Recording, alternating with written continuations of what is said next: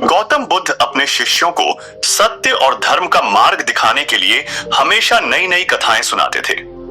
उनके उपदेश सरल, प्रभावशाली और जीवन को बदलने वाले होते थे। एक दिन जब बुद्ध अपने शिष्यों के साथ एक वृक्ष के नीचे ध्यान कर रहे थे, उनके प्रिय शिष्य आनंद ने एक जिज्ञासा व्यक्त की। आनंद ने पूछा, गुरुदेव, मैं देखता हूं कि कुछ लोग बुरे कर्म करने के बावजूद सुखी जीवन व्यतीत करते हैं और कुछ अच्छे लोग अनेक कष्ट सहते हैं। क्या सच में हर व्यक्ति को उसके कर्मों का फल मिलता है? बुद्ध ने आनंद की ओर प्रेम पूर्वक देखा और बोले, आनंद, कर्मों का फल अटल है। यह प्रकृति का नियम है कि जैसा बीज बोया जाता है वैसा ही फल प्राप्त होता है। मैं तुम्हें एक कहानी सुनाता हूं जिससे तुम्हें यह सत्य भली भांति समझ आ जाएगा। बहुत समय पहले वाराणसी में एक राजा शासन करता था। उसका नाम महेंद्र सेन था। वह अत्यंत क्रूर, लालची और अहंकारी था।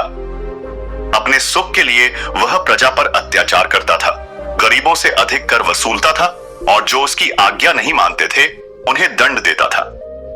वहीं उसी राज्य में एक लकड़हारा भी रहता था जिसका नाम सोम था। वह ईमानदार, परिश्रमी और दयालु व्यक्ति था। वह जंगल से लकड़ियां काटकर लाता और उन्हें बेचकर अपना जीवन यापन करता। लेकिन वह कभी किसी का बुरा नहीं चाहता था। अपनी कमाई का कुछ हिस्सा वह जरूरतमंदों को भी दान करता था। एक दिन राजा महेंद्र सेन शिकार पर निकला। उसने एक हिरण को देखा और धनुष पर बाण चढ़ाकर उसकी ओर छोड़ा, लेकिन हिरण तेजी से भाग गया। राजा क्रोधित हो गया और हिरण का पीछा करने लगा। भागते भागते राजा जंगल में गहराई तक चला गया और रास्ता भटक गया। कुछ समय बाद उसे भूख और प्यास सताने लगी। तभी उसकी नजर एक झोपड़ी पर पड़ी। यह झोपड़ी लकड़हारे सोम की थी। राजा ने लकड़हारे से कहा, मुझे तुरंत भोजन और पानी दो। लकड़हारे ने राजा को नहीं पहचाना, लेकिन वह दयालु था। उसने राजा को प्रेम पूर्वक भोजन और पानी दिया। राजा ने तृप्त होकर कहा, मैं राजा महेंद्र सेन हूं। तुमने मेरी सहायता की, मांगो। क्या इनाम चाहिए? सोम ने विनम्रता से कहा, महाराज, मुझे किसी इनाम की आवश्यकता नहीं। मैं तो किसी की भी सहायता करता हूं। यह मेरा धर्म है। राजा को आश्चर्य हुआ कि कोई इनाम क्यों नहीं चाहता, लेकिन अहंकारी होने के कारण उसने मन ही मन सोचा कि यह लकड़हारा मूर्ख है। कुछ समय बाद राजा ने लकड़हारे की जमीन पर अधिकार करने का आदेश दे दिया, क्योंकि वह अपने अहंकार में था। उसने लकड़हारे को अपने महल बुलवाया और कहा, अब यह जंगल मेरी संपत्ति है, तुम यहां लकड़ी नहीं काट सकते। सोम दुखी हुआ, लेकिन उसने विरोध नहीं किया। वह किसी अन्य स्थान पर जाकर फिर से मेहनत करने लगा।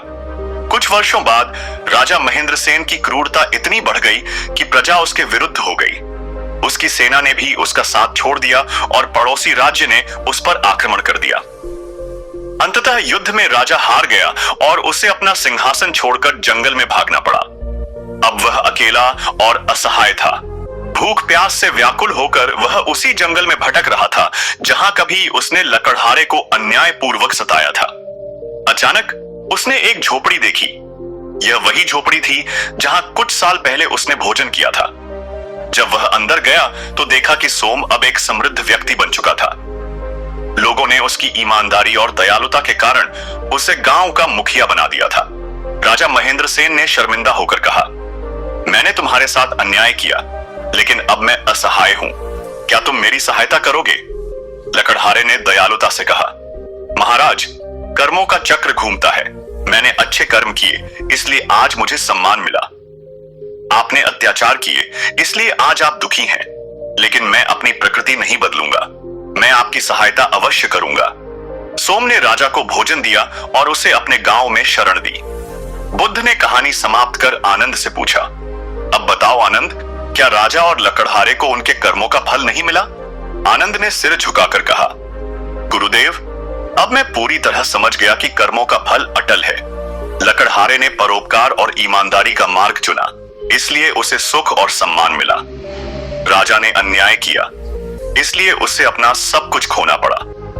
बुद्ध ने मुस्कुराते हुए कहा, यही संसार का नियम है आनंद। जो व्यक्ति सत्य, ईमानदारी और परिश्रम के मार्ग पर चलता है, उसे अंततः सफलता और सम्मान प्राप्त होता है। और जो व्यक्ति छल, कपट और अधर्म के मार्ग पर चलता है वह अंततः विनाश को प्राप्त होता है। इसलिए हमें सदा अच्छे कर्म करने चाहिए, क्योंकि जैसा कर्म करोगे वैसा ही फल पाओगे।